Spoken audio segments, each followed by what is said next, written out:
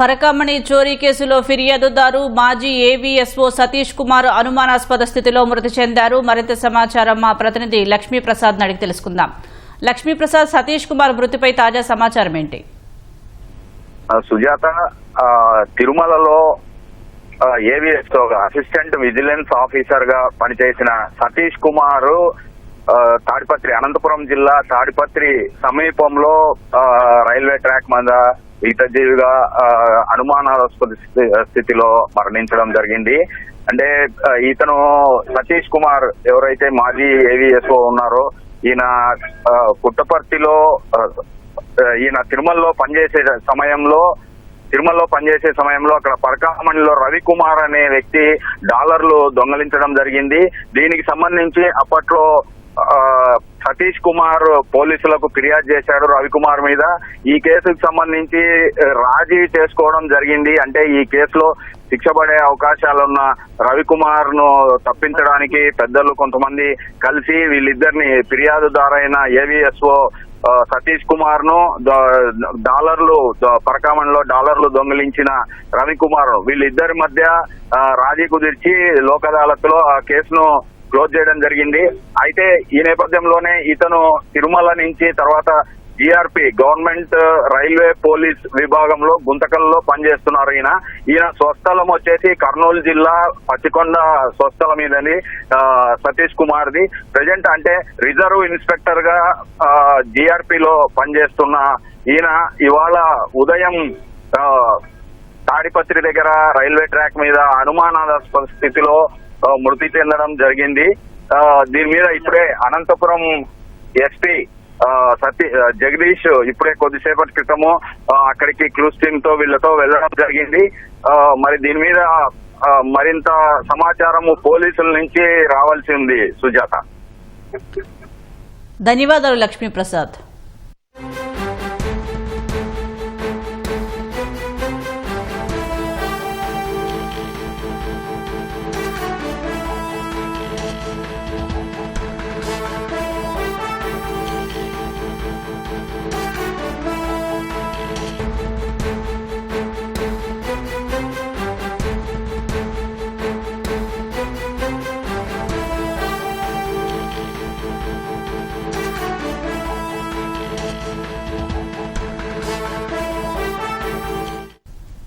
ఇక ఇదే అంశంపై మరింత సమాచారం మా ప్రతినిధి నారాయణప్ప అడిగి తెలుసుకుందాం. నారాయణప్ప, సతీష్ కుమార్ మృతిపై తాజా సమాచారం ఏంటి?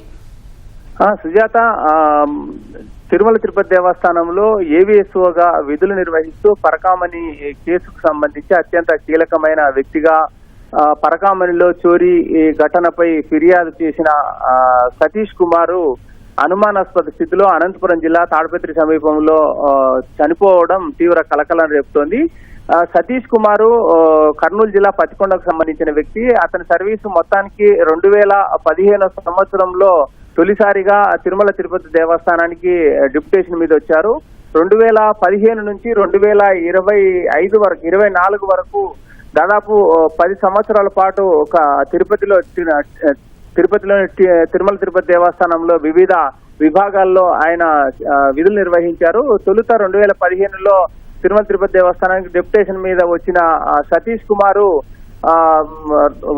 1వ సెక్టార్లో 2వ సెక్టార్లోను విజిలెన్స్ విభాగంలో విజిలెన్స్ ఇన్స్పెక్టర్ గా విధులు నిర్వహించారు 2015 నుంచి 19 వరకు. ఆ తర్వాత 2019లో పదోన్నతిపై ఏవీఎస్ఓగా పదోన్నతి పొందారు. ఆ సమయంలో తిరుచానూరులో పద్మావతి ఆలయం వద్ద ఏవీఎస్ఓగా విధులు నిర్వహించారు. ఆ తర్వాత తిరిగి బదిలీ మీద తిరుమలకి వెళ్లి ఈ ఏవీఎస్ఓగా విజిలెన్స్ విభాగంలోని 4వ సెక్టార్ లో విధులు నిర్వహిస్తూ 4వ సెక్టార్ పరిధిలో ఉన్న పరకామణికి కూడా ఆయన ఏవీఎస్ఓగా విధులు నిర్వహించారు. ఈ నేపథ్యంలోనే 2023 సంవత్సరం ఏప్రిల్ 27వ తారీఖున పరకామణిలో విధులు నిర్వహిస్తున్న రవికుమార్ అనే వ్యక్తి దాదాపు 920 అమెరికన్ డాలర్లను ఎత్తుకెళ్తూ పట్టుబడిన ఘటనకు సంబంధించి తిరుమల 1 టౌన్ పోలీస్ స్టేషన్ లో ఫిర్యాదు చేశారు. ఆ తర్వాత రవికుమార్ దొంగతనానికి సంబంధించి ఆయన ఆ సమయంలో పరకామణికి సంబంధించి నిఘా భద్రతా అధికారిగా విధులు నిర్వహిస్తున్న నేపథ్యంలో ఆయన ఫిర్యాదుతో తిరుమల 1 టౌన్ పోలీస్ స్టేషన్ లో కేసు నమోదైంది.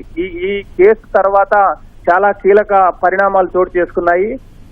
అప్పట్లో ఉన్న ఉన్నతాధికారులు కావచ్చు, లేకపోతే అప్పట్లో ఉన్న కొంతమంది తిరుమల తిరుపతి దేవస్థానానికి బోర్డుకు సంబంధించిన సభ్యులు కావచ్చు, సతీష్ కుమార్ రవికుమార్ మధ్య రాజీ కుదిర్చే రీతిలో కొన్ని అక్రమాలు చోటు చేసుకున్నాయని విమర్శలున్నాయి. ఈ నేపథ్యంలోనే హైకోర్టు తీవ్ర ఆగ్రహం వ్యక్తం చేసి పరకామణి చోరీకి సంబంధించి విచారణలో చోటు చేసుకున్న అక్రమాలపై పూర్తి స్థాయి విచారణ నిర్వహించి అక్రమార్కం తేల్చాలని చెప్పి ఆదేశాలు జారీ చేసిన నేపథ్యంలో సిఐడి డీజీ రవిశంకర్ అయ్యన్నర్ ఆధ్వర్యంలో తిరుపతి పద్మావతి అతిథి గృహం కేంద్రంగా విచారణ సాగుతోంది. దాదాపు 8 రోజులుగా ఈ విచారణ కొనసాగుతోంది. తొలుత నిందితుడు పరకామణి చోరీ కేసులో ప్రధాన నిందితుడైన రవికుమార్ కుటుంబ సభ్యులను విచారించారు. ఆ తర్వాత సతీష్ కుమార్ ను కూడా, అంటే ఫిర్యాదుదారు సతీష్ కుమార్ ను కూడా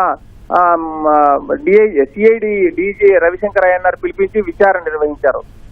ఈ సంఘటనలు చోటు చేసుకుని పూర్తి స్థాయిలో ఈ పరకామణికి సంబంధించి రవికుమార్ నుంచి దొంగతనం కేసును బలవంతంగా లోక్ అదాలత్లో రాజీ చేయించారని, సతీష్ కుమార్ ఉన్నతాధికారుల ఆదేశాలు లేకుండా, అంటే అప్పట్లో టీటీడీ చైర్మన్ కావచ్చు, టీటీడీ ధర్మకర్తల మండలిలో తీర్మానం లేకోకుండా, టీటీడీ ఈఓ నుంచి ఎలాంటి ఆదేశాలు లేకోకుండా ఆయన ఎలా నిబంధనలకు విరుద్ధంగా రవికుమార్ తో రాజీ చేసుకున్నారు లోక్ అదాలత్లో.